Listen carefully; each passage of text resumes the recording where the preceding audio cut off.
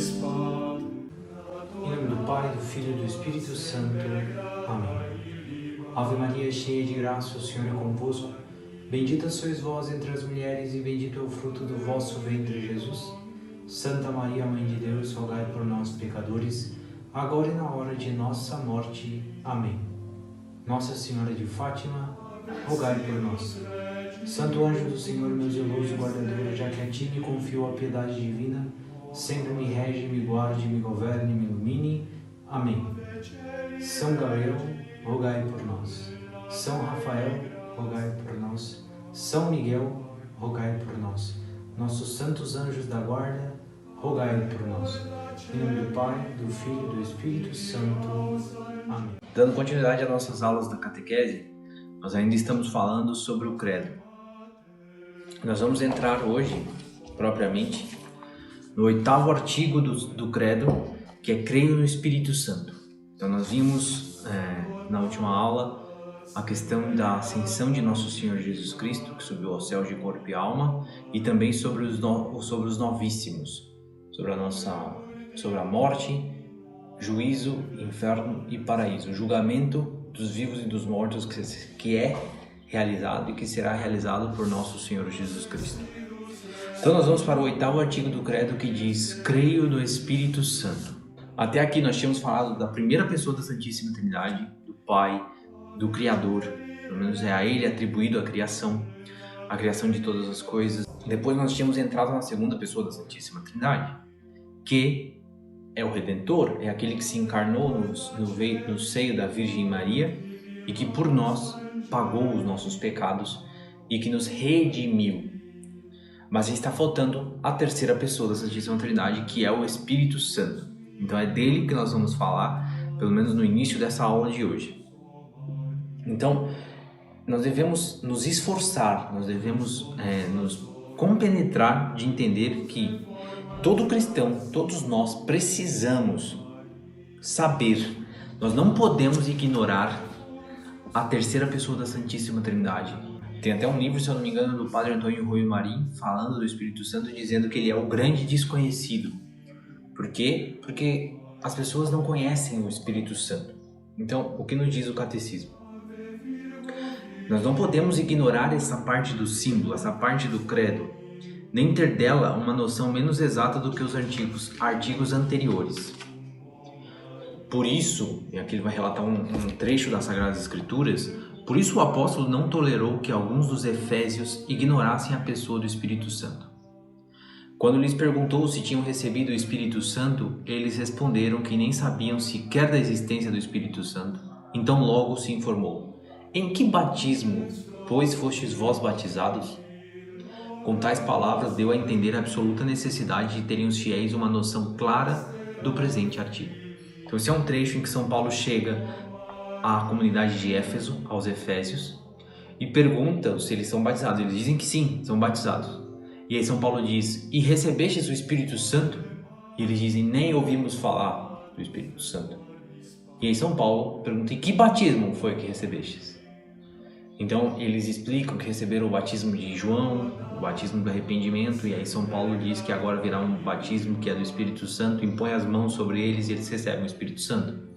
Mas mostra que os apóstolos davam muita importância, davam a devida importância para que os fiéis conhecessem o Espírito Santo. Então, qual o fruto que nós temos desse conhecimento, de conhecer o Espírito Santo? Quando os cristãos meditam seriamente que, por graça, por dádiva, por misericórdia do Espírito Santo, receberam tudo que possuem, então tudo que nós recebemos, tudo que nós temos enquanto cristãos, enquanto graça, enquanto força para lutar pela santidade, para lutar para ser bom, isso tudo vem do Espírito Santo. É o Espírito Santo que nos dá essa força. Então, se no final das contas, quando eu olho para mim mesmo, quando eu medito sobre o Espírito Santo, eu reconheço que tudo que nós fazemos de bom vem do Espírito Santo. Então, o primeiro fruto de olhar para essa realidade e ver que tudo que nós temos de bom, toda a força que nós temos para lutar pelo bem, pela santidade, vem do Espírito Santo, nós começamos a olhar para nós mesmos com mais clareza. e termos uma opinião mais modesta e humilde a respeito de nós mesmos. Porque quando eu não medito sobre o Espírito Santo, eu tendo, pelas más tendências do pecado original, a começar a achar que eu faço as coisas boas, que eu sei o que eu faço, que eu sei como agir, eu sei o que eu estou fazendo. Quando eu começo a meditar sobre o que é o Espírito Santo em cada um de nós e na Santa Igreja, eu começo a entender que na verdade o meu papel é nada, que tudo aquilo que eu faço de bom vem dele, do Espírito Santo. Então começa a ter uma opinião sobre si mesmo, mais modestas e humilde, e pôr toda a sua esperança no auxílio de Deus. Eu sei que sem o auxílio de Deus eu não faço absolutamente nada. Como dizia Santa Teresinha do Menino Jesus, tudo é graça. Então tudo que eu faço é graça de Deus, é aquilo que Deus, pela sua própria força, atua em mim para que eu faça. Este deve ser o primeiro passo do cristão para as alturas da sabedoria e da felicidade.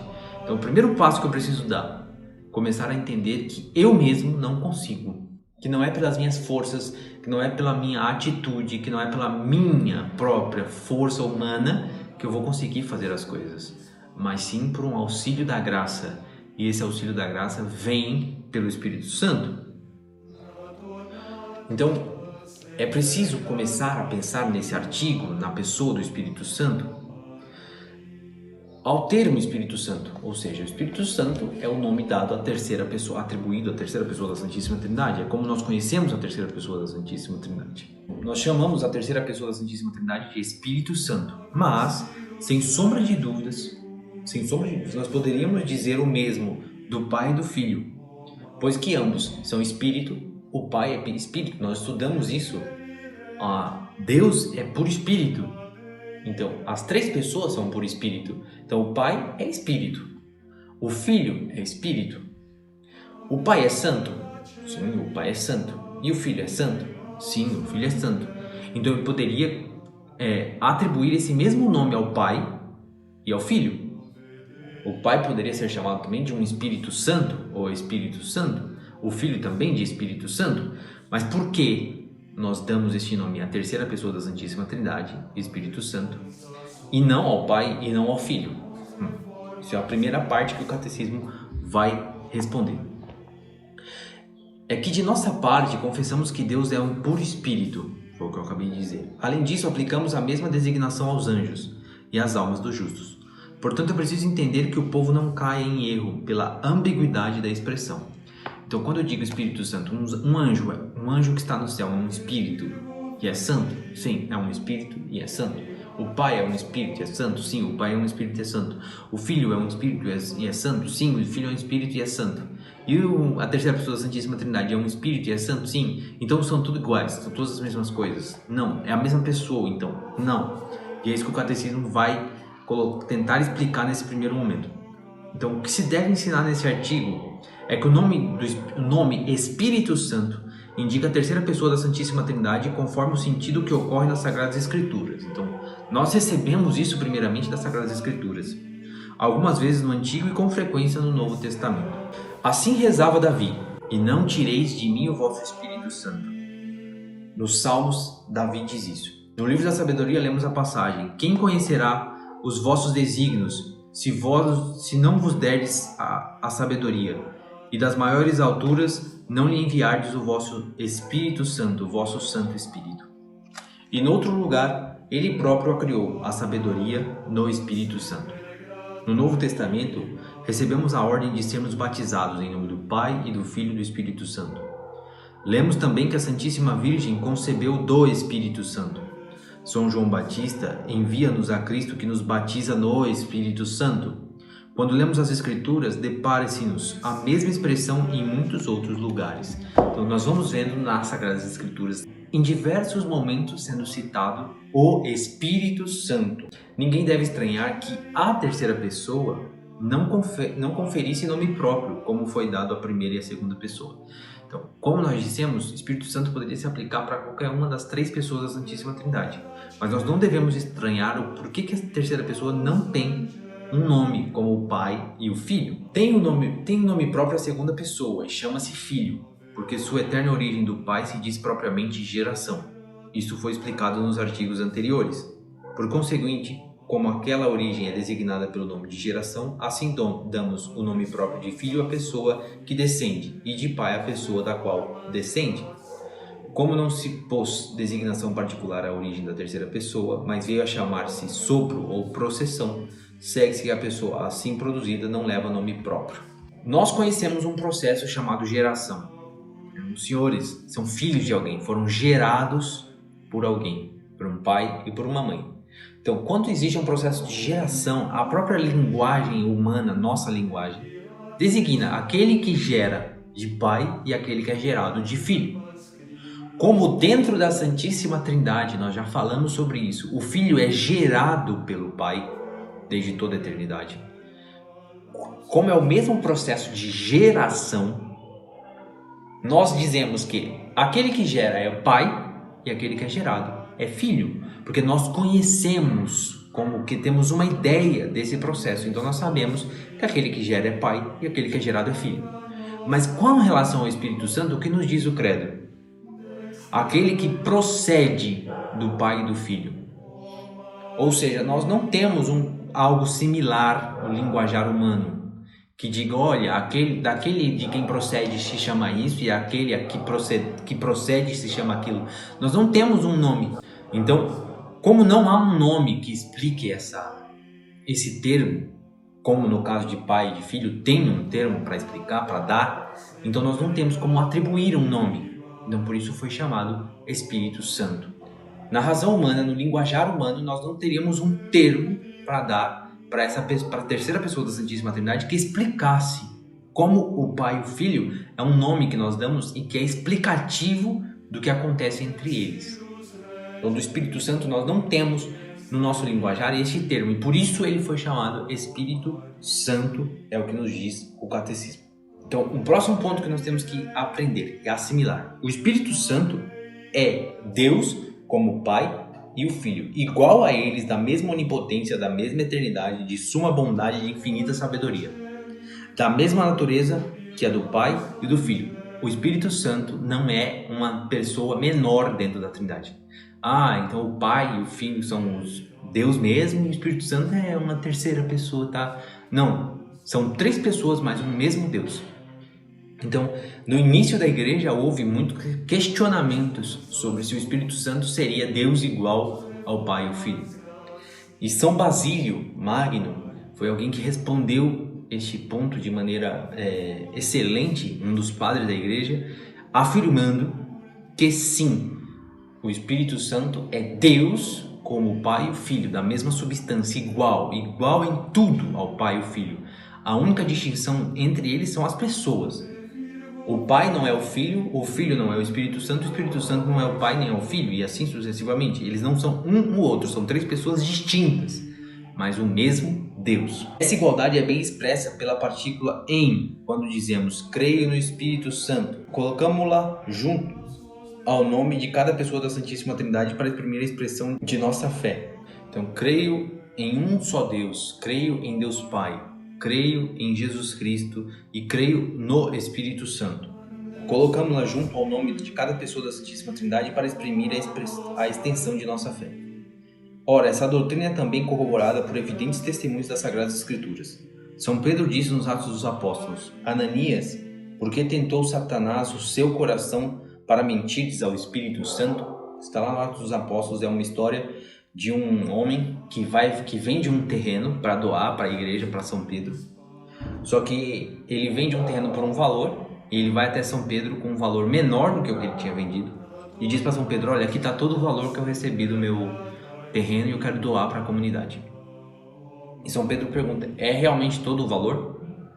E ele diz: é. E São Pedro, que tinha um discernimento dos Espíritos, é claro, o primeiro Papa, diz para ele: o senhor está mentindo. Então ele usa essa frase aqui: Ananias, por que tentou Satanás o teu coração para mentires ao Espírito Santo? Ou seja, foi lá enganar o Papa, foi lá enganar a igreja de que tinha sido aquele valor. E logo acrescentou: não mentiste aos homens, mas a Deus. Sem demora designou como Deus aquele que antes chamara Espírito Santo. Então São Pedro diz: por que mentides ao Espírito Santo? E depois São Pedro mesmo diz: não mentides aos homens, mentides a Deus. Então ele mesmo faz essa relação de que o Espírito Santo é Deus, Então nós não podemos duvidar. Na carta de São Paulo aos Coríntios, o apóstolo se referia ao Espírito Santo quando falou daquele que era Deus. Há diversas operações, diz ele, mas é o mesmo Deus que tudo opera em todos. E pouco depois acrescentou, mas todas essas coisas são obras de um só e mesmo Espírito, que as distribui a cada um como é de seu agrado. De mais a mais, nos Atos dos Apóstolos, São Paulo atribui ao Espírito Santo o que os profetas atribuem unicamente a Deus. Isaías havia declarado: ouvi a voz do Senhor que dizia: quem hei de enviar? E falou-me: vai e dirás a este povo: obceca o coração deste povo, endureceu-lhe os ouvidos e cerra-lhe os olhos, para que não aconteça verem com os próprios olhos e ouvirem com os próprios ouvidos. O apóstolo cita essas palavras e comenta: bem falou o Espírito Santo pela boca do profeta Isaías. Mas Isaías cita dizendo: eu ouvi a voz do Senhor. E depois o São Paulo, citando essa passagem, diz: bem falou o Espírito Santo pela boca do profeta Isaías. Ou seja, se Isaías ouviu a voz do Senhor, e São Paulo depois diz que o Espírito Santo falou por Isaías, é porque esse Senhor é o Espírito Santo. Então, o Espírito Santo é Deus. Não há como duvidar da verdade deste mistério, já que a Escritura põe na mesma plana a pessoa do Espírito Santo com o Pai e o Filho quando ordena, por exemplo, empregar no batismo o nome do Pai e do Filho e do Espírito Santo. Realmente, se o Pai é Deus e o Filho é Deus, força-nos a confessar que o Espírito Santo também é Deus, pois que lhes fica ligado pelo mesmo grau de dignidade. Então, obviamente, Jesus que ordenou o batismo em nome do Pai e do Filho e do Espírito Santo. Ora, o Pai é Deus, o Filho é Deus, como nós já vimos.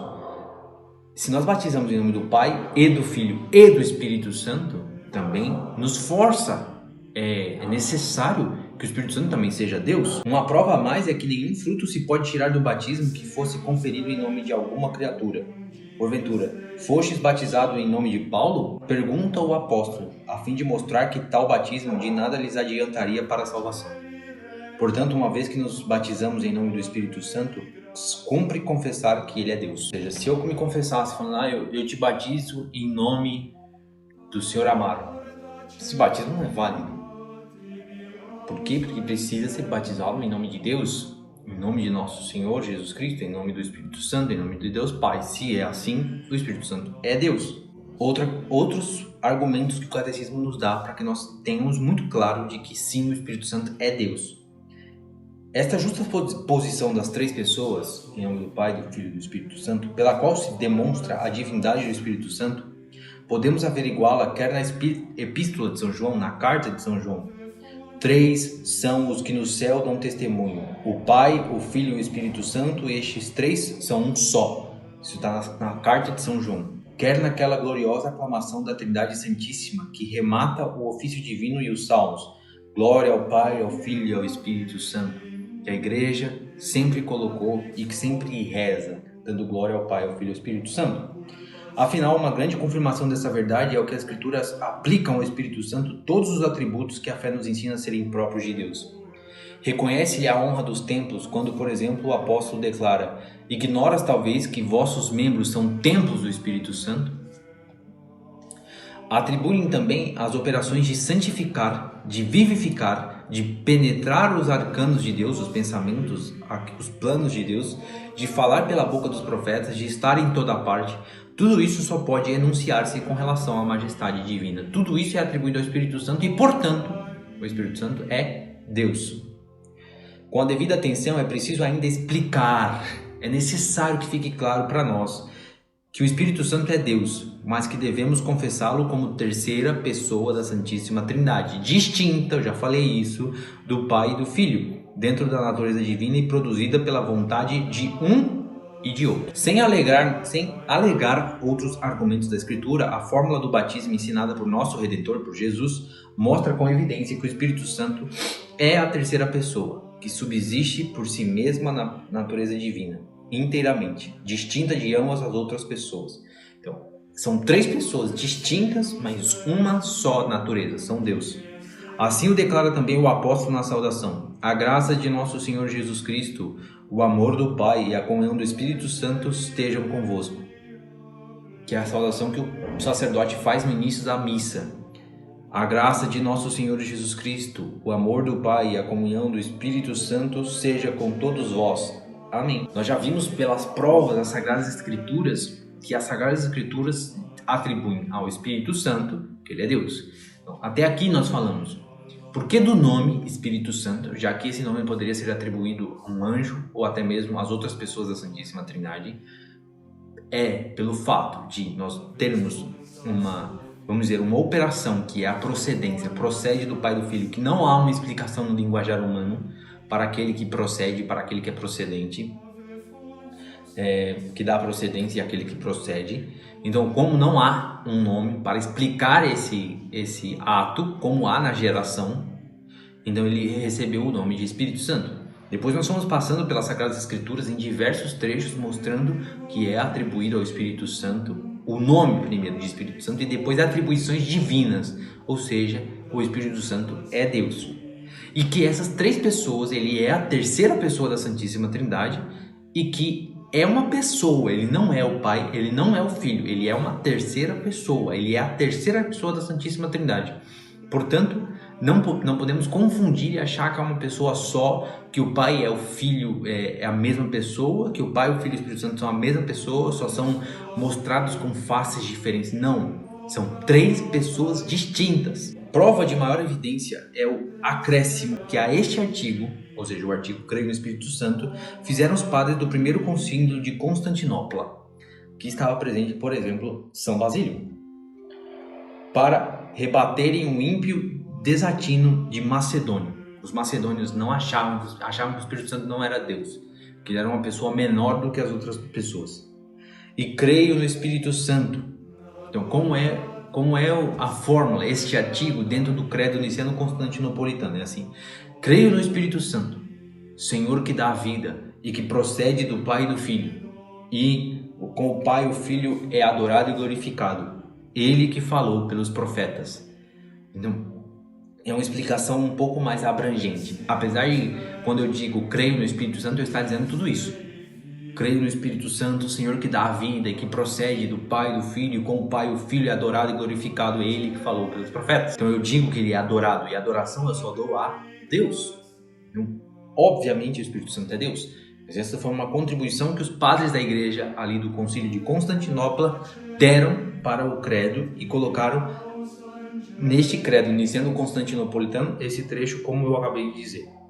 Ora, confessando que o Espírito Santo é Senhor, os padres do concílio declararam-no infinitamente superior aos anjos, não obstante serem estes criados por Deus como os espíritos mais perfeitos. No sentido de São Paulo, os anjos são, todos eles, espíritos servidores enviados a servir em benefício daqueles que conseguem a herança da salvação. Mas o Espírito Santo está infinitamente acima de qualquer anjo, porque o Espírito Santo é Deus. Mas professor, mas seu Amaro, isso está repetitivo, porque o senhor está falando tantas vezes que o Espírito Santo é Deus.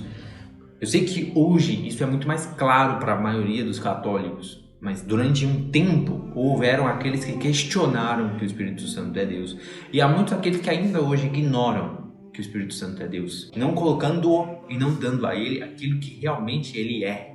Ele é Deus, ele deve ser adorado e glorificado como o Pai e o Filho. Então, o Espírito Santo é Senhor, o Senhor que dá a vida, Senhor. Então ele é Senhor e ele é vivificador, porque ele dá a vida, é o que nos diz o catecismo. Chamo-lhe, porém, vivificador, porque a alma tira da união com Deus uma vida mais intensa do que o sustento e a conservação que o corpo ofere de sua união com a alma. Como a Escritura atribui ao Espírito Santo esta união da alma com Deus, é claro que de pleno direito seja chamado o vivificador, ele que dá a vida.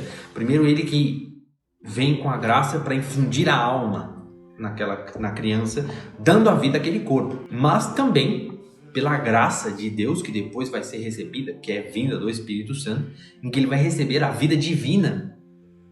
Então, ali está, vamos dizer, a vida verdadeira, a vida em abundância que nosso Senhor Jesus Cristo prometeu, e ela é trazida pelo Espírito Santo. Então, ele é Senhor, ele é vivificador e ele procede do Pai e do Filho. Seguem o símbolo, o credo niceno constantinopolitano, as palavras, o qual procede do Pai e do Filho. Então, é necessário entender que o Espírito Santo procede do Pai e do Filho como de uma origem única, numa eterna processão. Assim, Nolo propõe a crer num dogma de fé, um cânon da igreja, do qual não pode o cristão apartar-se, e assim o confirma a autoridade da Eucaristia, da Escritura e dos concílios. Então, eu não posso romper com a ideia de que o Espírito Santo procede do Pai e do Filho. Se eu começo a dizer qualquer outra coisa, eu já estou rompendo com a fé católica. Cristo Nosso Senhor disse numa ocasião que falava do Espírito Santo: Ele me glorificará, porque há de tomar do que é meu. A mesma verdade se revela do fato de que nas Escrituras o Espírito é chamado ora Espírito de Cristo, ora Espírito do Pai. Ora diz que é enviado pelo Pai, ora pelo Filho, para mostrar com bastante clareza que tanto procede do Pai como do Filho.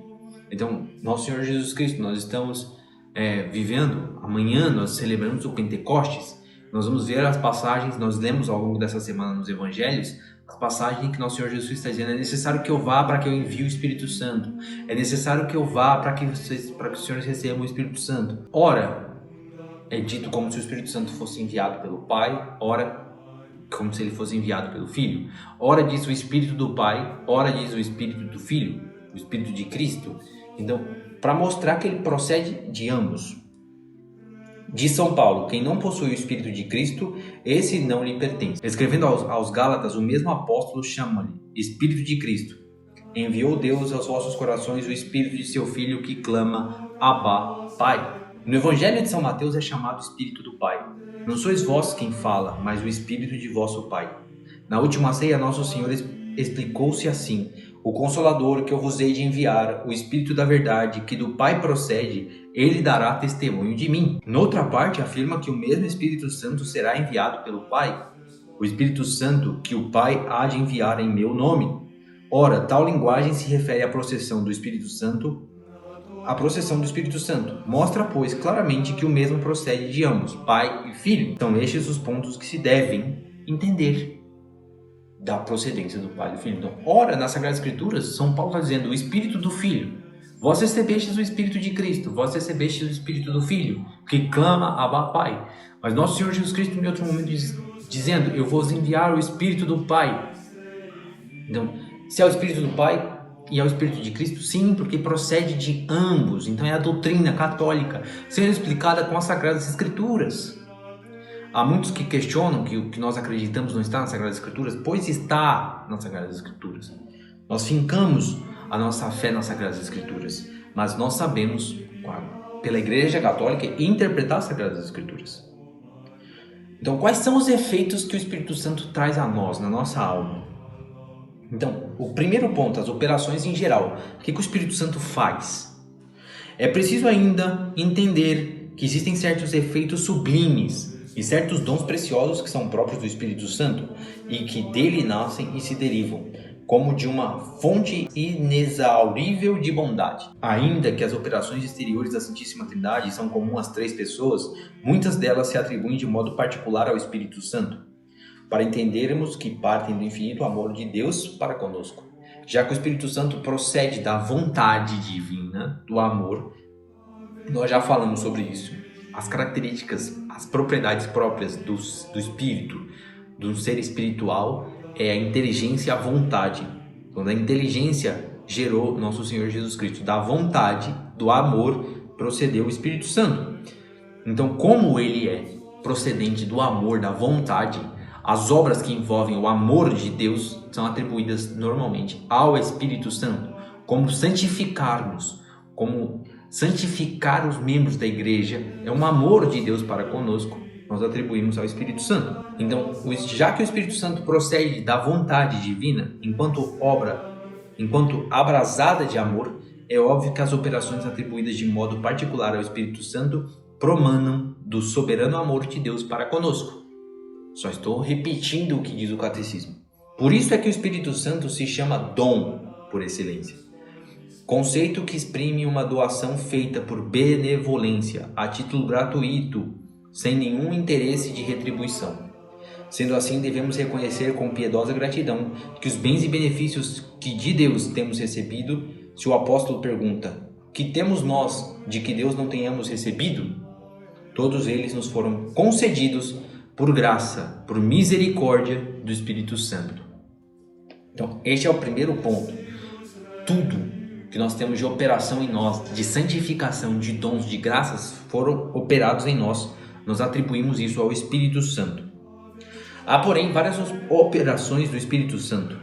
Sem realçar aqui a criação do mundo, a propagação e a direção dos seres criados, assunto que foi tratado lá no início do credo, acabamos de ver há pouco que o Espírito Santo se atribui de modo peculiar à vivificação, conforme atesta o vidente Ezequiel, o profeta Ezequiel. Dar-vos-eis o Espírito e vós vivereis. É o que diz o profeta Ezequiel. Ora, os efeitos principais e mais próprios do Espírito Santo, o profeta Isaías os enumera.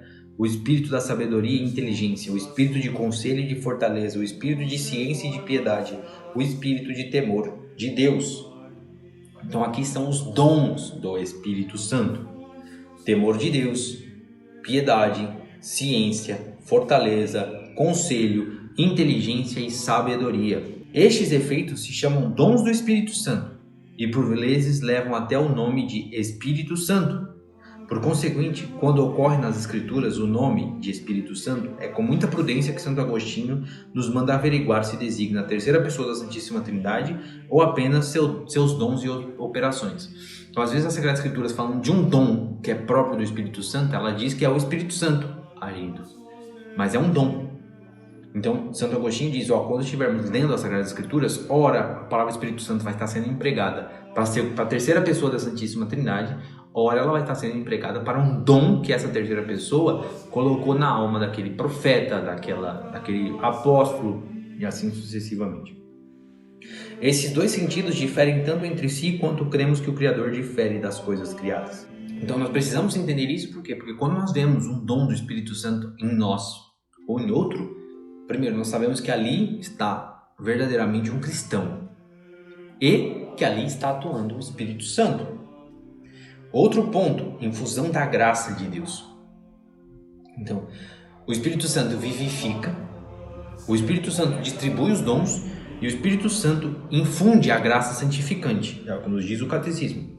Entre todos os mais dons de sua liberalidade, devemos enaltecer a graça de justificação, a graça santificante, porquanto nos assinala com o prometido Espírito Santo, que é o penhor de nossa herança. Então, quem nos assinala com isso? O Espírito Santo. Ele nos dá a graça santificante. Esta é a graça que, num elo íntimo de amor, une nossa alma a Deus. Tem por efeito que, movidos por intenso ardor de piedade, começamos vida nova, e que, participando da natureza divina, recebemos o nome de filhos de Deus e somos na realidade. A graça nos faz filhos de Deus.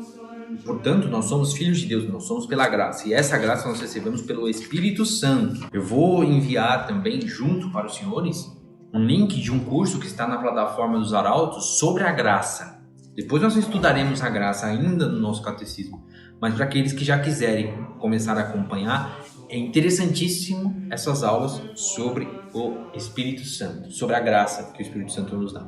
Então aqui nós entendemos resumidamente quem é o Espírito Santo, a terceira pessoa da Santíssima Trindade. O próximo artigo do credo, o 9º artigo do credo diz: creio na Santa Igreja Católica e na comunhão dos santos. Nós vamos entender esses dois aspectos. E aqui eu vou pegar um outro livro, um outro catecismo, que vai mais na base de perguntas e respostas, para dar esses dois artigos, para que fique também muito claro na nossa cabeça. O 9º artigo do credo ensina-nos que Jesus Cristo fundou sobre a terra uma sociedade visível. Então, qual é a fé católica? A fé católica, nosso Senhor Jesus Cristo fundou uma sociedade visível, a qual se chama Igreja Católica. Então, qual é a sociedade fundada por Jesus Cristo? A Igreja Católica, nenhuma outra. E que todas as pessoas que fazem parte da igreja estão em comunhão entre si. Mas tem um católico que está lá na China. Ele é católico, apostólico romano. Eu e ele estamos unidos. Porque nós somos católicos, os senhores e eu estamos unidos. Por mais que estejamos nessa distância, estamos unidos porque somos católicos.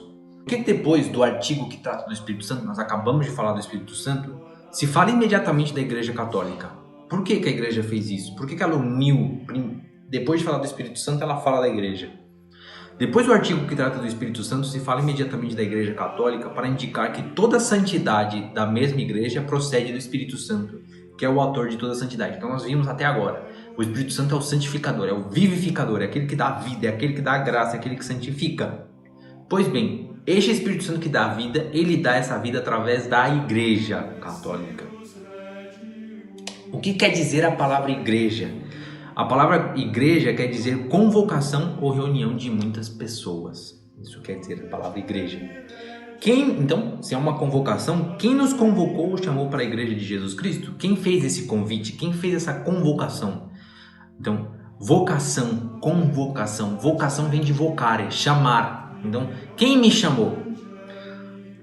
Nós fomos chamados para a igreja de Jesus Cristo por uma graça particular de Deus. Deus, pelo Espírito Santo, nos deu uma graça e nos chamou, a fim de que, com a luz da fé e pela observância da lei divina, lhe prestemos o culto devido e cheguemos à vida eterna. É o que Ele deseja para nós. Nós não nos fazemos, Deus não nos chama à igreja católica para nós termos mais um. Mais um católico ali na igreja. Não. Deus nos chama para sermos católicos, para nós vivermos uma vida na observância dos mandamentos e um dia alcançarmos o céu, que é o que realmente importa, como nós falamos na aula anterior. Onde se encontram os membros da igreja? Os membros da igreja encontram-se parte no céu, igreja triunfante, e formam a igreja triunfante. Parte no purgatório e formam a igreja padecente. Parte na terra e formam a igreja militante. Isso aqui é belíssimo, porque nosso fundador, o Dr. Plínio Corrêa de Oliveira, ele dizia o seguinte: se nós pensarmos na terra, tem igreja católica. No purgatório, tem igreja católica. No céu, tem igreja católica. No céu, é a igreja católica triunfante. No purgatório, é a igreja católica padecente. Na terra, é a igreja católica militante.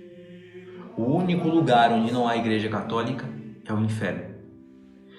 No final das contas, quando um homem, uma mulher é condenado ao inferno, por certo aspecto, nós poderíamos dizer que ele está sendo expulso da Igreja Católica. Próximo ponto.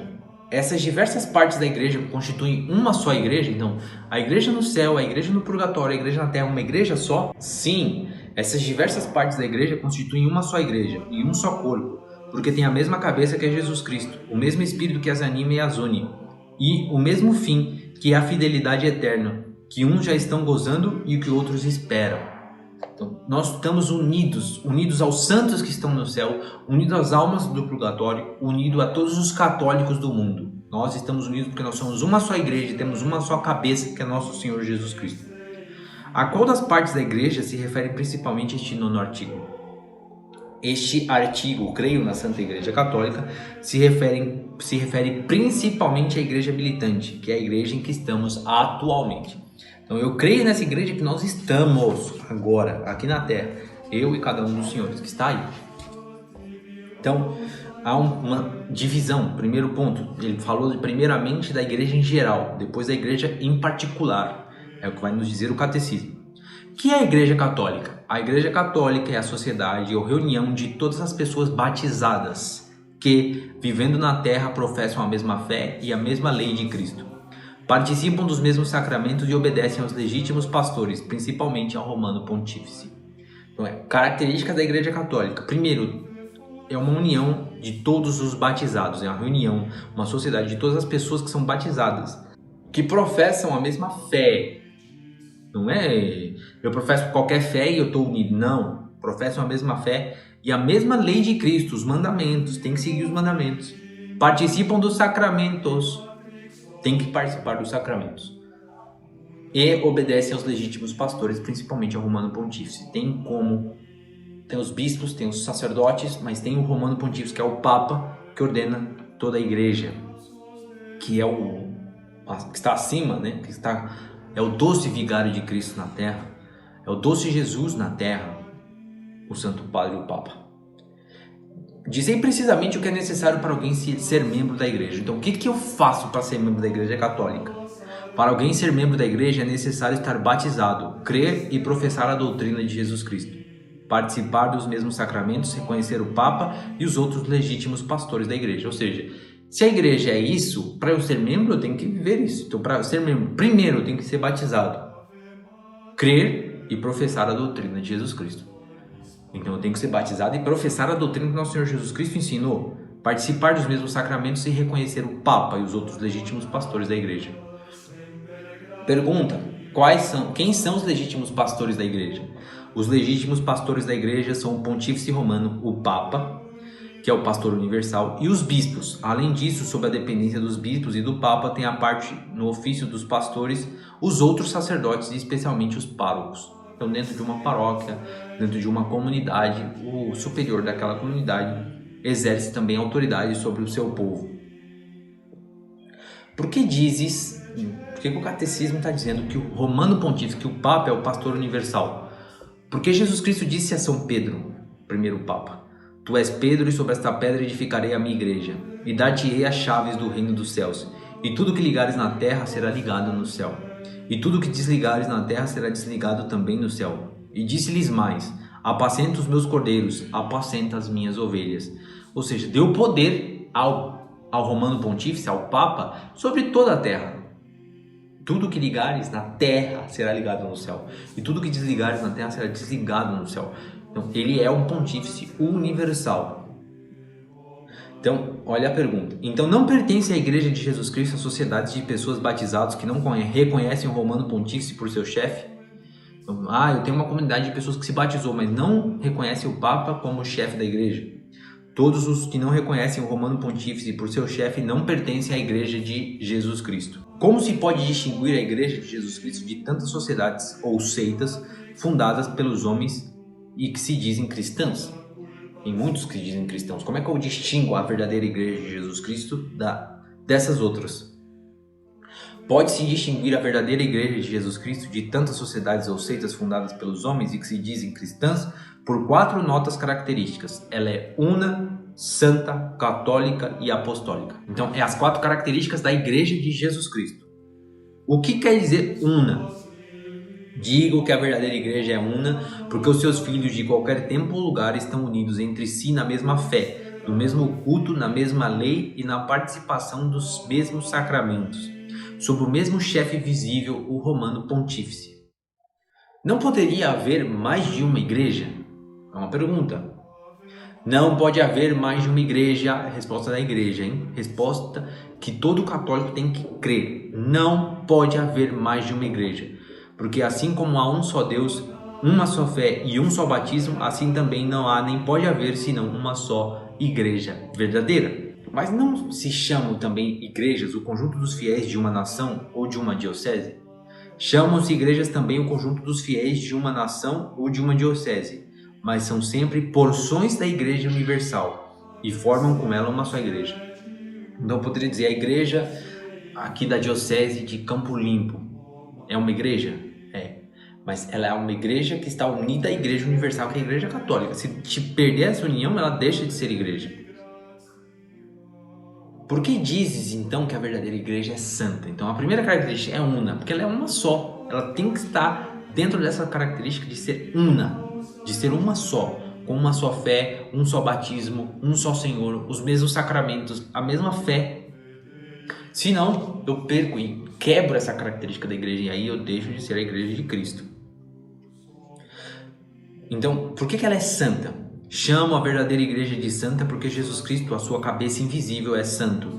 Santos são muitos os seus membros. Santas são a sua fé e a sua lei. Santos os seus sacramentos. E porque fora dela não há nem pode haver verdadeira santidade.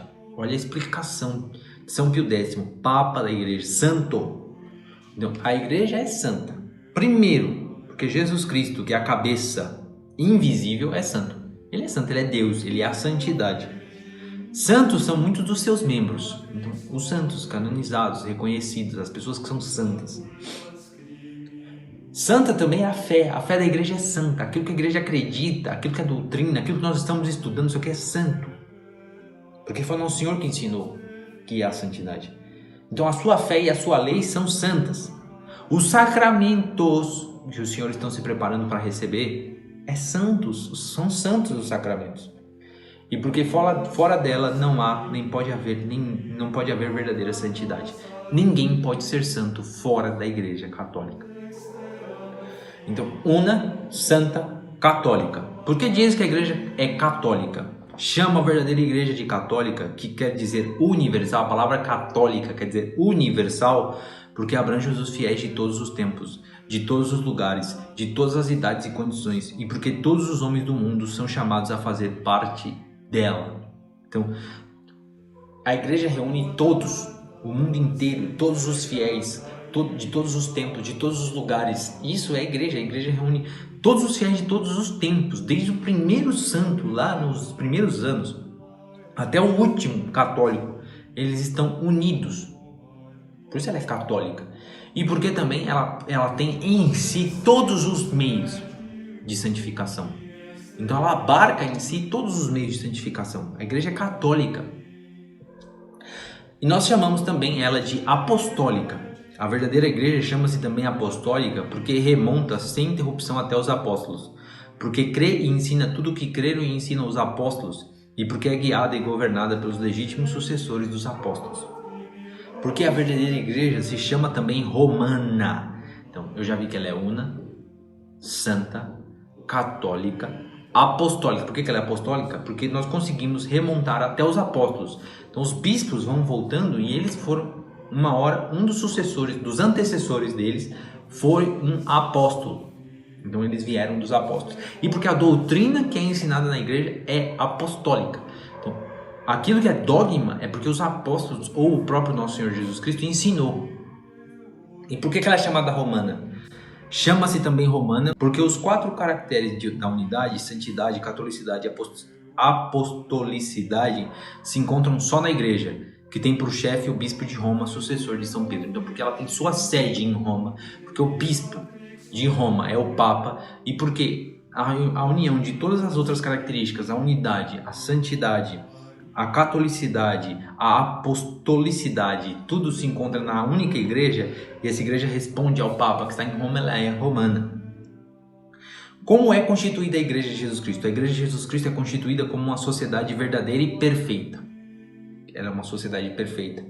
E nela, como numa pessoa moral, podemos distinguir um corpo e uma alma. Em que consiste a alma da igreja?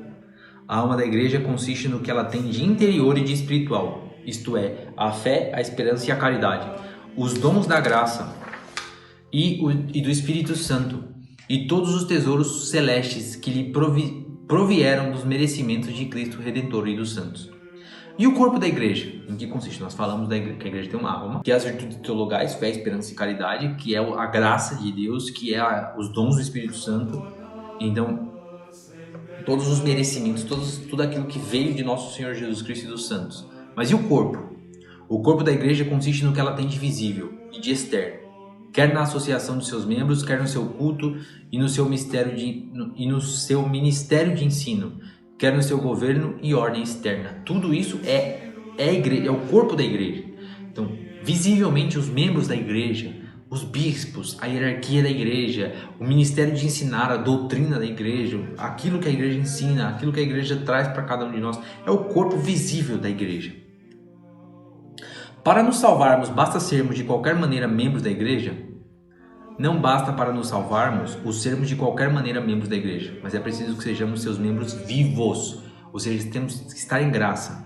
Quais são os membros vivos da igreja? Os membros vivos da igreja são todos os justos e só eles, isto é, aqueles que estão atualmente na graça de Deus. Isso aqui é a palavra da igreja. Não é, o professor acordou hoje com essa ideia de que precisa estar na graça de Deus para ser católico, para ser membro vivo da igreja. Não, porque a igreja católica te ensinando, nos ensinando. Os membros vivos da igreja são todos os justos e só eles. Isto é, aqueles que estão atualmente na graça de Deus. E quais são nela os membros mortos?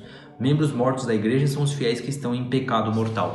Então, o senhor, a senhora que peca mortalmente, que comete um pecado contra os 10 mandamentos, contra as leis de Deus, contra as leis da igreja, os senhores são membros mortos da igreja.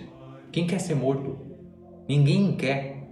Então, nós temos um convite sério a vivermos, a sermos verdadeiramente membros vivos da Santa Igreja Católica. Pode alguém salvar-se fora da Igreja Católica Apostólica Romana? Resposta da Igreja: não. fora da Igreja Católica Apostólica Romana, ninguém pode salvar-se. Como ninguém pode salvar-se do dilúvio fora da Arca de Noé, que era a figura desta igreja. Quem ficou fora da arca e se salvou no dilúvio? Ninguém. Então, do dilúvio, de tentações, de pecado, de tudo que o demônio coloca, o demônio, o mundo e a carne colocam contra os homens, a única arca capaz de mantê-lo a salvo é a Santa Igreja Católica. Como então se salvaram os antigos patriarcas, os profetas e todos os outros justos do Antigo Testamento?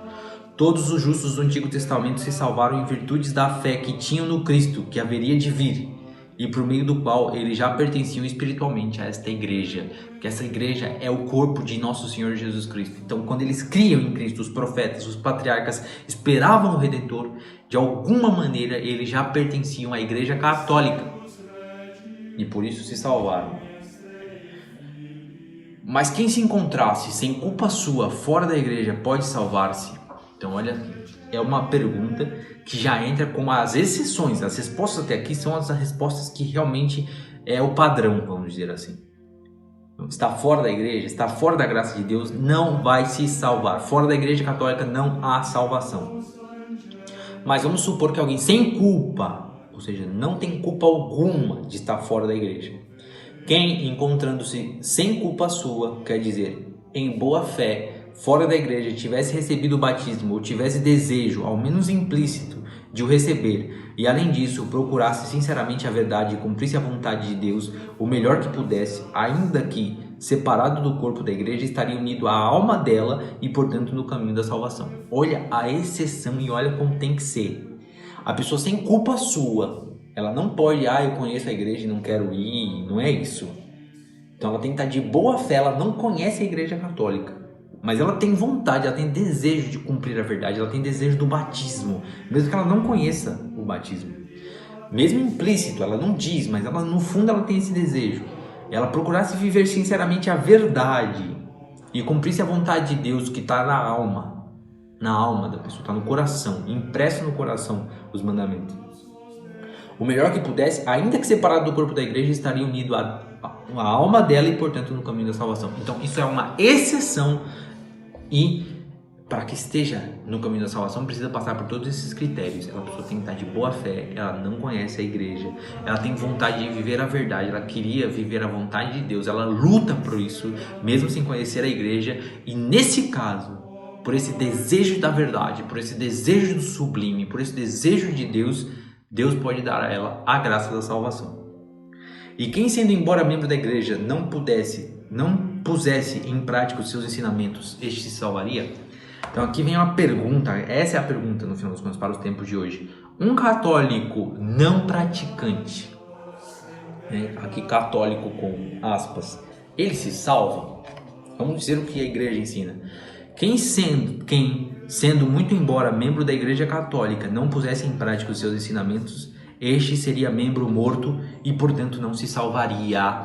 Não se salvaria. Porque a salvação de um adulto requer em si não só o batismo e a fé, mas também as obras conforme a fé. Somos obrigados a acreditar em todas as verdades que a igreja ensina, outra coisa que também nos tempos atuais são muito difíceis. Eu preciso crer no que ensina a Santa Igreja Católica? Sim, nós somos obrigados a acreditar em todas as verdades que a igreja nos ensina.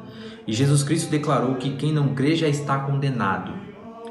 Eu não acredito nisso que a igreja ensina. A igreja diz que eu preciso ir na missa. A igreja diz que eu preciso me confessar. A igreja diz que eu não posso fazer isso, que eu não posso... Eu não acredito nisso. Não crê no que ensina a Santa Igreja Católica, como está dito no Catecismo, quem não crê já está condenado. Eu preciso crer, eu sou obrigado a crer naquilo que ensina a Santa Igreja Católica. Somos também obrigados a fazer tudo o que a igreja manda? Sim, somos obrigados a fazer tudo o que a igreja manda, porque Jesus Cristo disse aos pastores da igreja: quem vos ouve, a mim ouve, e quem vos despreza, a mim despreza. A mim me despreza. Pode enganar-se a igreja nas coisas que nos propõe para crermos? Não.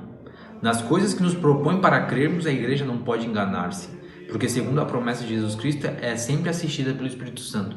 Então aquilo que a igreja nos ensina com relação à fé, com relação à moral, ela não pode enganar-se. Não pode.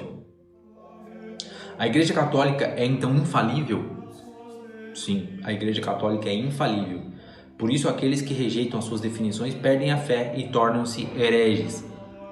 A Igreja Católica pode ser destruída ou perecer? Não, a Igreja Católica pode ser perseguida, e ela é perseguida, mas não pode ser destruída nem perecer. Ela há de durar até o fim do mundo, porque até o fim do mundo Jesus Cristo estará com ela, como prometeu. Por que a Igreja Católica é tão perseguida? Olha aqui, hein? São Pio X respondendo. A Igreja Católica é tão perseguida porque assim foi também perseguido seu divino fundador, e porque reprova os vícios, combate as paixões e condena todas as injustiças e todos os erros. A Igreja Católica que não é perseguida, vamos supor, um membro da igreja que não é perseguido, por que ele não é perseguido? Porque ele não reprova os vícios. É uma conclusão que se pode tirar do que está escrito aqui. Porque não reprova os vícios, porque não combate as paixões e não condena as injustiças e os erros. Aí fez um conluio com o mal e é óbvio que não vai ser perseguido.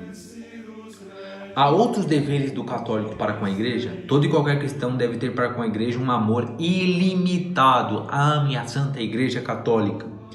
Considerar-se feliz e infinitamente honrado por pertencer a ela e empenhar-se pela glória e aumento dela por todos os meios de seu alcance. Segue ainda o catecismo, falando sobre a igreja, a Santa Igreja Católica. Há alguma distinção entre os membros que compõem a igreja? Entre os membros que compõem a igreja, há distinção muito importante, porque há uns que mandam, outros que obedecem, uns que ensinam, outros que são ensinados. Como se chama a parte que ensina? A parte da igreja que ensina chama-se docente ou ensinante. E a parte da igreja que é ensinada? A parte da igreja que é ensinada chama-se discente. Quem estabeleceu essa distinção na igreja? Essa distinção na igreja estabeleceu-se o próprio Jesus Cristo. A igreja docente e a igreja discente são, pois, duas igrejas distintas? Está separado, então, a igreja que ensina e a igreja que é ensinada são duas igrejas diferentes? A igreja docente e a igreja discente são duas partes distintas de uma só e mesma igreja. Como no corpo humano a cabeça é distinta dos outros membros e, não obstante, forma com eles um só corpo. De que pessoa se compõe a igreja docente, a igreja que ensina? A igreja docente compõe-se dos bispos, quer se encontrem dispersos, quer se encontrem reunidos em concílio, unidos à sua cabeça, o Romano Pontífice. E a igreja discente, de que pessoas é composta? A igreja discente é composta de todos os fiéis, eu e os senhores. Quais são as pessoas que têm na igreja a autoridade de ensinar? Os que têm na igreja o poder de ensinar são o Papa e os bispos, e sobre a dependência destes os outros ministros sagrados. Somos obrigados a ouvir a igreja docente? Sim, sem dúvida, somos todos obrigados a ouvir a igreja docente, sob pena de condenação eterna, porque Jesus Cristo disse aos pastores da igreja na pessoa dos apóstolos: quem vos ouve a mim me ouve, e quem vos despreza a mim me despreza. Já dissemos isso. Além da autoridade de ensinar, tem a igreja mais algum poder? Então a igreja ensina, mas tem mais poder? Sim, a igreja, além de ensinar, tem especialmente o poder de administrar as coisas santas, de fazer leis e de exigir a sua observância. Virá do povo o poder que tem os membros da hierarquia eclesiástica? O poder que tem os membros da hierarquia eclesiástica não vem do povo. E seria heresia dizê-lo, vem unicamente de Deus. Então essa ideia, por exemplo, que tem muitas vezes numa democracia: ah, mas o poder emana do povo, o poder vem do povo. Na igreja não, o poder vem de Deus. O poder vem de Deus, não só na igreja, em todos os lugares, em todos os aspectos, o poder vem de Deus. Então, Deus que colocou estes ministros. A quem compete o exercício destes poderes? O exercício destes poderes compete unicamente ao corpo hierárquico, isto é, ao Papa, aos bispos e a eles subordinados. Então, vai vir agora uma descrição de quem é o Papa e quem são os bispos. Quem é o Papa? O Papa, a quem chamamos também Sumo Pontífice ou Romano Pontífice, é o sucessor de São Pedro na Santa Sé, o vigário de Jesus Cristo na terra e o chefe visível da igreja. Por que o Romano Pontífice é sucessor de São Pedro? O Romano Pontífice é o sucessor de São Pedro porque São Pedro reuniu na sua pessoa a dignidade de bispo de Roma e de chefe da igreja. E porque por disposição divina estabeleceu em Roma a sua sede e aí morreu. Por isso quem é eleito bispo de Roma é também herdeiro de toda a sua autoridade. Por isso quando é eleito o bispo de Roma, é eleito o Papa e ele é o chefe visível da igreja. Por que o Romano Pontífice é o vigário de Jesus Cristo? O Romano Pontífice é o vigário de Jesus Cristo porque ele o representa na terra e faz as suas vezes no governo da igreja. Porque o Romano Pontífice é o chefe visível da igreja. O Romano Pontífice é o chefe visível da igreja porque a dirige visivelmente, com a mesma autoridade de Jesus Cristo que é a cabeça invisível da igreja. Qual é, pois, a dignidade do Papa? A dignidade do Papa é a maior entre todas as dignidades da terra e dá-lhes um poder supremo e imediato sobre todos e cada um dos pastores e dos fiéis. Pode errar o Papa ao ensinar a igreja? O Papa não pode errar, quer dizer, é infalível nas definições que dizem respeito à fé e à moral e aos costumes. Qual é o motivo por que o Papa é infalível? Então isso aqui é a doutrina da igreja, tá? Isso aqui é fé católica, eu não posso ir contra isso aqui. Então quando o Papa ensina em relação à fé e moral, em outros aspectos, um aspecto político, um aspecto pastoral, ele pode se equivocar. Agora, quando ele está ensinando coisas que são de fé, ou seja, aquilo que é verdade católica, e quando ele está ensinando alguma coisa de moral, nisso ele não pode errar. Por que motivo o Papa é infalível? O Papa é infalível em razão da promessa de Jesus Cristo e da contínua assistência do Espírito Santo. Quando o Papa é infalível? O Papa é infalível só quando, na sua qualidade de pastor e mestre de todos os cristãos, em virtude de sua suprema autoridade apostólica, define uma doutrina relativa à fé e aos costumes, que deve ser seguida por toda a igreja. Então também se ele fizer uma definição para tal país deve fazer isso. Nisso, numa doutrina assim, numa orientação assim, ele pode se equivocar. Agora, quando ele, usando o seu poder de pastor e mestre de todos os cristãos, em virtude da autoridade apostólica, define uma doutrina relativa à fé e aos costumes, à moral, e que deve ser seguida por toda a igreja, quando isso acontece, ele é infalível. Quem não acreditasse nas definições solenes do Papa, que pecado cometeria? Então o Papa fez uma definição de fé e moral. Por exemplo, nós estudamos os dogmas marianos. Eu não acredito que Nossa Senhora é assunta aos céus. Eu não acredito em uma verdade definida por um Papa.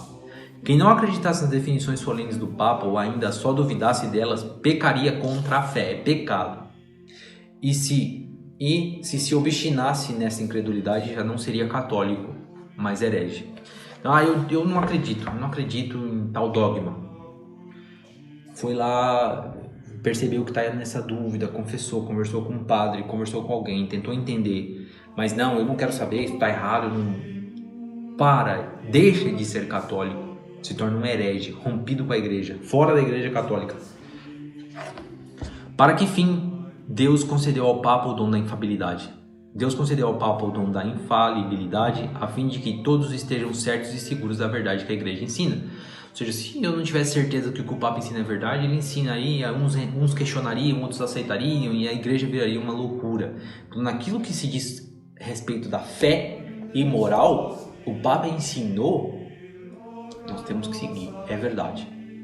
Quando foi definido que o Papa é infalível? A infalibilidade papal foi definida pela Igreja no Concílio do Vaticano I. E se alguém ousasse contradizer essa definição, seria herege e excomungado. A Igreja, ao definir que o Papa é infalível, estabeleceu porventura uma nova verdade de fé? Ou seja, então, já expliquei isso quando falamos dos dogmas de Nossa Senhora, mas é importante ressaltar esse ponto. Então, quando a Igreja define um dogma, então significa que a partir daquele momento a igreja definiu aquela verdade. Não, a igreja está dizendo naquele momento que aquela verdade sempre foi verdade. Que aquela verdade é uma verdade ensinada pelos apóstolos. Então é o que vai nos dizer o Papa. Não, a igreja ao definir que o Papa é infalível não estabeleceu uma nova verdade de fé, mas só definiu para se opor aos erros novos que a infalibilidade do Papa, contida já nas Sagradas Escrituras e na tradição, é uma verdade revelada por Deus, e que por conseguinte se deve crer como dogma ou artigo de fé. Como qualquer católico deve proceder para com o Papa? Todo e qualquer católico deve reconhecer o Papa como Pai, Pastor e Mestre Universal e estar unido a Ele de espírito e coração. Depois do Papa, quais são, por instituição divina, as personagens mais veneradas da Igreja? Depois do Papa, por instituição divina, as personagens mais veneradas da Igreja são os bispos. Quem são os bispos? Os bispos são os pastores dos fiéis, estabelecidos pelo Espírito Santo para governar a Igreja de Deus nas sedes que lhes são confiadas sob a dependência do Romano Pontífice, que é o bispo na própria diocese. O bispo na própria diocese é o pastor legítimo, o pai, o mestre, o superior de todos os fiéis eclesiásticos e leigos que pertencem à mesma diocese. Por que o bispo se chama pastor legítimo? Chama-se o bispo pastor legítimo porque a jurisdição, isto é, o poder que tem de governar os fiéis da própria diocese, lhe foi conferido segundo as normas e leis da igreja. Então, segundo a lei, por isso legítimo, ele é o pastor pela lei daquela diocese, daquele povo. De quem são sucessores o Papa e os bispos? Eles são sucessores de alguém. O Papa é sucessor de São Pedro, o príncipe dos apóstolos, e os bispos são sucessores dos apóstolos no que diz respeito ao governo ordinário da igreja. Deve o fiel estar unido ao próprio bispo? Sim, todo e qualquer fiel, eclesiástico ou leigo, deve estar unido de espírito e de coração ao próprio bispo, que está em graça e em comunhão com a sé apostólica. Então, obviamente, se um bispo romper com a fé católica, se um bispo rompe com a igreja católica sempre ensinou, obviamente eu não estarei unido. Mas um fiel deve estar unido de espírito e de coração ao próprio bispo, que está em graça e comunhão com a sé apostólica. Como deve proceder o fiel para com o próprio bispo? Todo e qualquer fiel, eclesiástico ou leigo, deve respeitar, amar e honrar o próprio bispo e prestar-lhe obediência em tudo que se refere ao bem das almas e ao governo espiritual da diocese. Quais são os auxiliares do bispo na cura das almas? Os auxiliares do bispo na cura das almas são os sacerdotes e principalmente os párocos. Então aqui está dizendo assim, quais são os auxiliares do bispo na cura das almas? Então antigamente era comum chamar o pároco de uma paróquia, o padre responsável, de cura, porque ele era o cura das almas, ele ia curar aquelas almas daquele lugar. Quem é o pároco? O pároco é um sacerdote delegado para presidir e dirigir sob a dependência do bispo uma porção da diocese, que se chama paróquia. Que deveres têm os fiéis para com seu pároco? Os fiéis devem conservar-se unidos a seu pároco, ouvi-lo com docilidade, professar-lhe respeito e submissão em tudo o que interessa ao bem da paróquia. O último ponto deste artigo é a comunhão dos santos. Então eu creio na Igreja Católica, que é tudo isso que nós estudamos até aqui, e na comunhão dos santos. O que nos ensina o 9º artigo do Credo com aquelas palavras na comunhão dos santos? Com as palavras na comunhão dos santos, o 9º artigo do Credo ensina-nos que a Igreja, pela íntima união que existe entre todos os seus membros, são comuns os bens espirituais, assim internos como externos, que lhe pertencem. Os bens são comuns entre todos os membros da igreja, os que estão no céu, os que estão no purgatório, os que estão na terra. Quais são na igreja os bens comuns internos? Os bens comuns internos na igreja são a graça que se recebe nos sacramentos, a fé, a esperança, a caridade, os merecimentos infinitos de Jesus Cristo, os merecimentos superabundantes da Santíssima Virgem e dos santos e o fruto de todas as boas obras que na mesma igreja se fazem. Então, o Senhor praticou uma boa obra, praticou uma obra de virtude aí na sua casa. Toda a igreja, os santos no céu, os que estão no purgatório, nós todos católicos na terra inteira, todos nós crescemos por um ato de virtude de um membro da igreja, porque isso é comum a todos. Mas assim também, quando um de nós, membro da igreja, comete um ato vicioso, um ato falho, é como que eu agredisse o próprio corpo de toda a igreja. Sim? Quais são os bens externos comuns na igreja? Os bens externos comuns na igreja são os sacramentos, o santo sacrifício da missa, as orações públicas, as funções religiosas e todas as outras práticas exteriores que unem entre si os fiéis. Nessa comunhão de bens entram todos os filhos da igreja? Todos nós participamos dessa comunhão. Na comunhão dos bens internos entram somente os cristãos que estão na graça de Deus. Os que estão em pecado mortal não participam de todos estes bens. Então, quando eu rompi com o pecado mortal, com a graça de Deus, eu já não participo mais de todas essas graças. Por que não participam de todos estes bens aqueles que estão em pecado mortal? Porque é a graça de Deus, vida sobrenatural da alma, que une os fiéis a Deus e a Jesus Cristo como seus membros vivos e os torna capazes de fazer as obras meritórias para a vida eterna. Eu só tenho mérito se eu estou em estado de graça. E porque aqueles que se encontram em estado de pecado mortal, não tendo a graça de Deus, estão excluídos da comunhão perfeita dos bens espirituais e não podem fazer obras meritórias para a vida eterna. Então eles estão excluídos desses bens. Então os cristãos que estão em pecado mortal não tiram proveito nenhum dos bens interiores e espirituais da igreja. Os cristãos que estão em pecado mortal tiram, ainda assim, algum proveito dos bens internos e espirituais da igreja, porquanto conservam o caráter de cristãos, que é indelével e é a virtude da fé. que é a raiz de toda justificação. Por isso são auxiliados pelas orações e boas obras dos fiéis para obterem a graça da conversão. Então cair em pecado mortal, eu não recebo mais nada, não recebe. Há graças, influxo de graças por ser cristão, que Deus está enviando, está derramando sobre aquela pessoa para que ela se converta, para que ela volte para a vida da igreja. Os que estão em pecado mortal podem participar dos bens externos da igreja? Os que estão em pecado mortal podem participar dos bens externos da igreja, contanto que não estejam separados da mesma igreja pela excomunhão. Então, eu cometi um pecado mortal. Eu posso participar dos bens externos da igreja, de uma oração pública, da Santa Missa? Participar eu posso, desde que eu não esteja excomungado, mas eu não vou receber os mesmos bens como nós vimos nas perguntas anteriores. Por que os membros desta comunhão considerados em seu conjunto se chamam santos? Os membros dessa comunhão chamam-se santos porque todos são chamados à santidade e foram santificados por meio do batismo, e muitos deles atingiram já a santidade perfeita. Então, quando eu junto a comunhão destes pertencentes à Igreja Católica que estão em estado de graça, nós chamamos esse conjunto de santos, porque estão na graça de Deus e muitos deles já estão santificados mesmo no céu. A comunhão dos santos estende-se também ao céu e ao purgatório? Sim. A comunhão dos santos estende-se também ao céu e ao purgatório, porque a caridade une as três igrejas, triunfante, padecente e militante. E os santos rogam a Deus por nós e pelas almas do purgatório. E nós damos honra e glória aos santos e podemos aliviar as almas do purgatório, aplicando em sufrágios delas missas, esmolas, indulgências e outras boas obras. Então, está unida a igreja triunfante, a igreja padecente e a igreja militante. Agora, aqui uma parte extremamente importante antes de nós terminarmos este artigo. Daqueles que estão fora da igreja.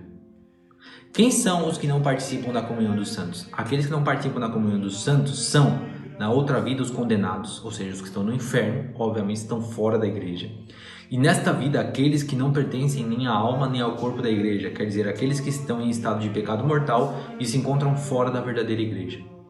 Quem são os que se encontram fora da verdadeira igreja?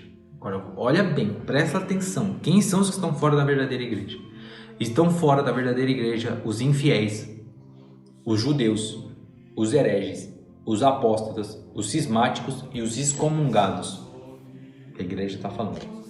Quem são os infiéis? Vamos prestar atenção. Os infiéis são aqueles que não foram batizados e não creem em Jesus Cristo.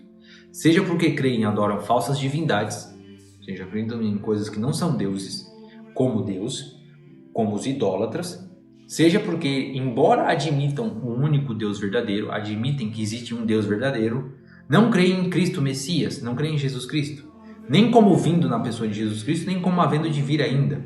Tais são os maometanos e outros semelhantes. Então existem aqueles que são idólatras, que acham que o sol é Deus, que a planta é Deus, são idólatras, estão fora da igreja. Existem aqueles que acreditam até que existe um Deus verdadeiro, mas não acreditam no Messias, nem que ele veio, que nós acreditamos que o Messias já veio, nem que virá. Então, nesse caso, por exemplo, os maometanos, eles não acreditam no Messias, não acreditam que o Messias veio, nem que ele virá, não acreditam na ideia de um Salvador como nosso Senhor Jesus Cristo. Esses são os primeiros, são os infiéis, mas também estão fora da igreja, os judeus. Os judeus são aqueles que professam a lei de Moisés, não receberam o batismo, não creem em Jesus Cristo. Quem são os hereges, que também estão fora da igreja? Os hereges são as pessoas batizadas que recusam com pertinácia crer em alguma verdade revelada por Deus e ensinada como fé pela igreja católica.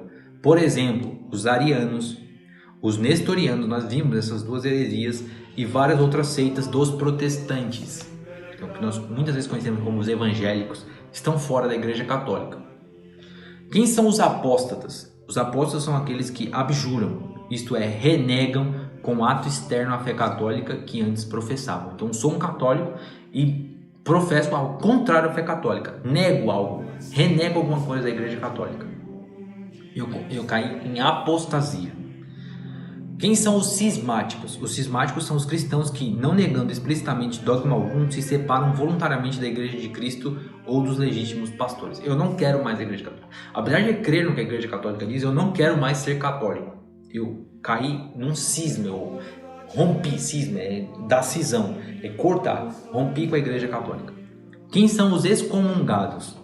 Os excomungados são aqueles que por faltas graves são fulminados com excomunhão pelo Papa ou pelo Bispo, e portanto são separados como indignos do corpo da Igreja, a qual espera e deseja a sua conversão. Então, por exemplo, existem excomunhão que não precisa nem de definição, que é a excomunhão chamada lata sententia. É automática, excomunhão automática. Ou seja, ajudei ou pratiquei um aborto, eu estou automaticamente excomungado da Igreja Católica, eu não sou mais católico. Eu me associei a ideias marxistas, eu estou excomungado da Igreja Católica. Deve-se temer a excomunhão? É o que pergunta o catecismo. Deve-se temer grandemente a excomunhão porque é o castigo mais grave e mais terrível que a Igreja pode infligir aos seus filhos rebeldes e obstinados. De que bens ficam privados os excomungados? Os excomungados ficam privados das orações públicas, dos sacramentos, das indulgências e excluídos da sepultura eclesiástica. Ou seja, um excomungado, ele não pode participar das orações públicas, ele não pode receber os sacramentos, ele não pode receber indulgência, ele não pode receber uma sepultura eclesiástica se for um bispo, um padre que rompeu com a igreja. Podemos nós auxiliar de alguma maneira os excomungados? Nós podemos auxiliar de alguma maneira os excomungados e todos os outros que estão fora da verdadeira igreja. Com advertências salutares, eu vou dizer, como estou dizendo aqui nesse vídeo, olha gente, cuidado, não vai por aí. Com orações, rezemos por aqueles que romperam com a igreja e por boas obras, suplicando a Deus que pela sua misericórdia lhes conceda a graça de se converter à fé e de entrar na comunhão dos santos. Então, aqui nós explicamos os artigos, o 8º artigo do credo e o 9º artigo do credo, que é creio no Espírito Santo, na Santa Igreja Católica e na comunhão dos santos. Espero que tenha ficado claro, espero que os senhores tenham conseguido assistir até aqui e que Nossa Senhora os ajude muitíssimo a verdadeiramente fazerem a vontade de Deus e da Santa Igreja Católica.